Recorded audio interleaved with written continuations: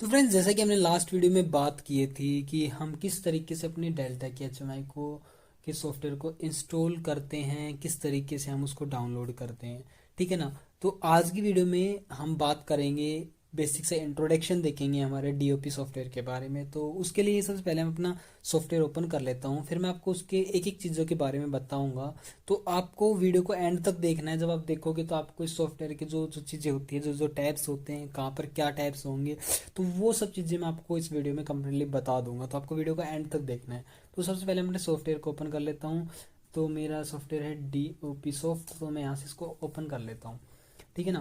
तो ओपन करने के बाद फिर मैं आपको इसको स्टार्टिंग से बताता हूँ। देखिए, जैसे आप इसको ओपन करोगे तो वो आपको कुछ इस तरीके से दिखाई देगा।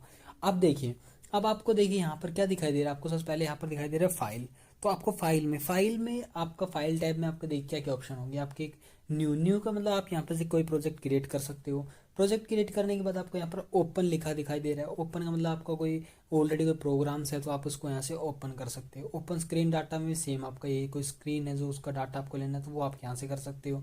प्रिंट सेटअप में आप प्रिंट कर सकते हो अपने प्रोग्राम को। आई होप कि आपको पता होगा कि हम किस तरीके से प्रिंट करते हैं, पीडीएफ बनाते हैं, वो भी आप यहाँ पर कर सकते हो। एग्जिट का मतलब आप पूरे प्रोग्राम की जो हमारा ऑन है इसको एग्जिट कर सकते हो। ठीक है।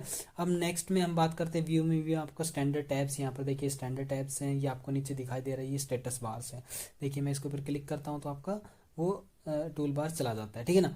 अब टूल्स में देखिए आपको अपलोड, आप जब भी आप अपना एचएमआई का प्रोग्राम अगर आपको अपलोड करना है तो अपलोड पे आप ओल्ड डाटा के ऊपर क्लिक करके वो अपलोड करना आपको। एन लॉजिक डाटा हो गया, एन रेसिपीज हो गया, एंड ये सब चीज़ें आपकी हो जाती हैं आपके इसमें। ठीक है।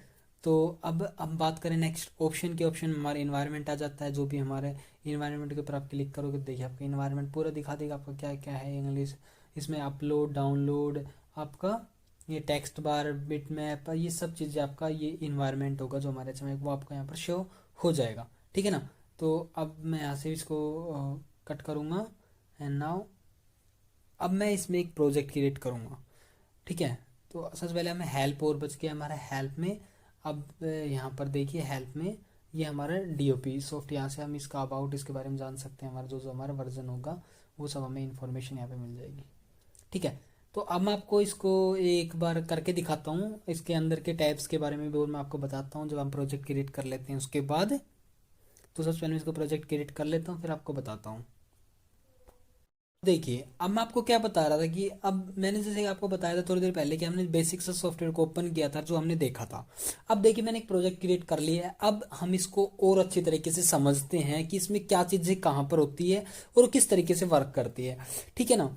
तो हम इंट्रोडक्शन में हमें सब चीज़ों के बारे में पता होना चाहिए ताकि हम आगे आने वाली वीडियोस में उस पर अप्लाई कर सकें।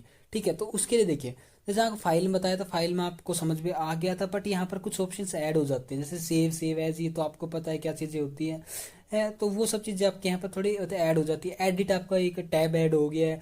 एडिट में जब भी आप कोई काम करोगे तो वहाँ पर आपको फाइंड रिप्लेस करने के लिए, वहाँ पर आपको या ऑर्डर में करने के लिए या अलाइन करने के लिए किसी को भी, जब भी हम आगे की जब एचएमआई में डिजाइनिंग या रेसिपीज बनाएंगे तो वो मैं आपको बताऊंगा अभी वो सब चीज़ें। ये चीज़ें कहाँ कहाँ से आपको अलाइन करोगे, लेफ्ट राइट, वो सब चीज़ें आपकी यहाँ से होती हैं।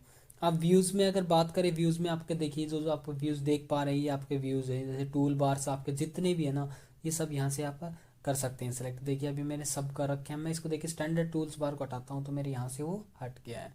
तो वो सब यहाँ पर व्यूज़ में ये आपके आ जाते हैं। तो मैं यहाँ पर वापस इसको कर देता हूँ। ठीक है।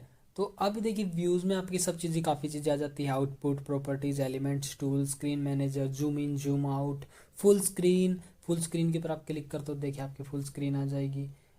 अब इस तरीके से आपके सब चीज़ें यहाँ पर होती है।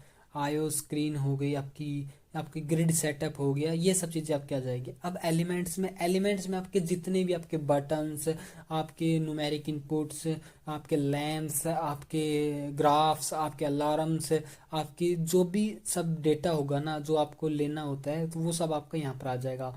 जो आपका एलिमेंट्स होंगे वो सब आपके यहाँ पर आपको अवेलेबल्स मिल जाएंगे एलिमेंट्स टैब में। अब आपके नंबर आते हैं स्क्रीन। स्क्रीन में आपका क्या होगा कि आपको नई स्क्रीन लेनी है, कोई स्क्रीन को ओपन करना है, या स्क्रीन का सर्वर या स्क्रीन को कट करना है, वो सब चीज़ें आपके यहाँ से स्क्रीन पर होगी। Export, import. अब टूल्स में आपका क्या हो जाएगा, कंपाइल हो जाएगा, प्रोग्राम को डाउनलोड करना, प्रोग्राम को अपलोड करना, वो सब आपके टूल्स में आ जाते हैं। सिमुलेशन करना, ऑनलाइन सिमुलेशन, ऑफलाइन सिमुलेशन, वो सब आपके टूल्स में ऑप्शन है। अब आपके यहाँ पर आ जाते हैं कॉन्फ़िगरेशन में, आपको सेटअप करना कम्युनिकेशन का, या आपको देखना है कि आपकी कौन सी HMI आपने ले रखी है, उसको चेंज करना, वो सब आपके इसके ऑप्शंस में आ जाते हैं। विंडोज़ में आपका आपकी विंडोज़ के बारे में आ जाएगा, कैस्केड आ जाएगा, टाइटल ओरिजेंटल टाइटल आपका आ जाएगा यहाँ से वर्टिकल। अब हेल्प्स में आपका मैनुअल आ जाएगा, हेल्प्स में जैसे आप क्लिक करोगे तो आपका वो आपकी डिटेल्स दिखा देगा, आपका मैनुअल भी यहाँ से ओपन हो जाता है, ठीक है ना। तो ये बेसिक सी जो चीज़ें होती है जो हमें पता होना चाहिए, कोई भी हम सॉफ्टवेयर पे काम करते हो तब हमें बेसिक्स इंट्रोडक्शन उसके बारे में होना चाहिए, ठीक है ना।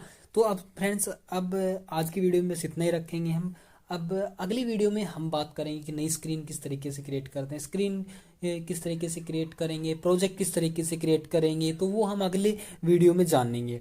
तो तब तक के लिए फ्रेंड्स, आज तक अभी तक के लिए इस वीडियो में इतना ही।